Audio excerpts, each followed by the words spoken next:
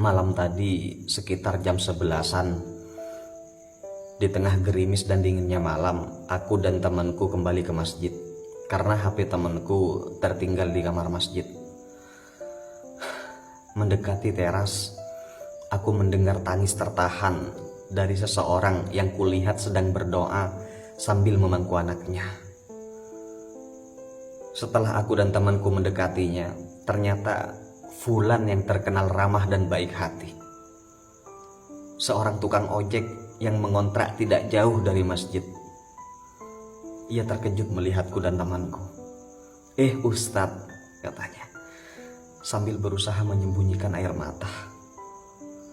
Kulihat wajahnya kuyu, penuh kesedihan, seakan ada yang dia tahan. Sementara anak dalam pangkuannya tertidur lelap di dinginnya malam itu. "Sholat malam kok bawa si kecil, Mas?" tanyaku. Sambil tersenyum mengulurkan tangannya bersalaman, ia menyambut salamku dan berkata, "Tidak apa-apa Ustadz." Aku lanjut bertanya, karena instingku mengatakan tentu ada masalah pada Mas ini. "Sudahlah Mas, tidak usah sungkan Mas. Ada yang bisa saya bantu?" Saya kembali bertanya. Ia menatapku.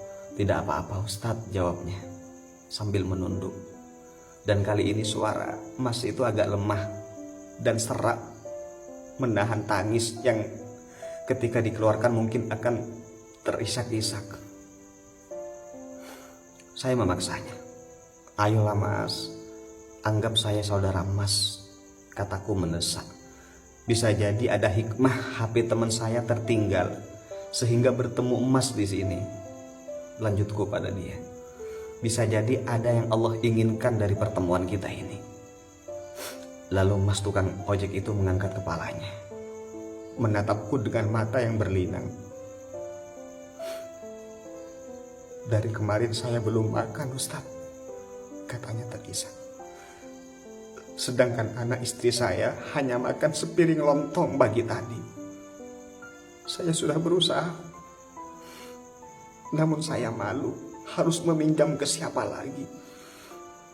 Orderan ojek pun sepi, lagian motor saya tak ada bensinnya Ustaz."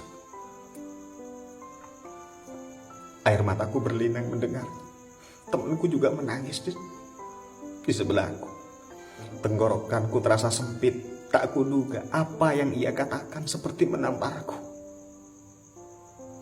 Ia belum makan dari pagi. Anak istrinya hanya makan lontong, sementara pagi tadi di rumahku ada sebungkus lontong yang berlebih hingga akhirnya terbuang karena basi. Mas tukang ojek itu melanjutkan perkataannya sambil terisak. "Aku berpikir mungkin saja dengan datang ke masjid yang penuh berkah ini sebagai tamu Allah sambil membawa anak, doaku akan lebih makbul Ustaz. Aku berharap ada rezeki dari Allah untuk kami makan malam ini. Aku tak tahu harus bagaimana lagi Ustaz." Pungkasnya sambil menundukkan kepala menghapus air mata. Sambil terisak, temanku pengurus masjid itu berkata, "Sungguh saya merasa sangat bersalah. Saya malu kepada Allah. Di saat kami pengurus masjid berencana membangun ini dan itu, program ini dan itu, ada warga kami yang tidak makan. Di saat kami ingin mengganti warna cat masjid, ada bayi yang tidak bisa menyusu karena ASI ibunya kekeringan. Di saat kami punya simpanan kas ratusan juta, ada yang tidur di gelap dan dinginnya malam dalam keadaan lapar." Saudara beriman, semoga bisa menghentak sanubari kita bersama dengan kejadian ini. Ini kisah nyata. Mulai saat ini, lihatlah tetangga sekeliling kita.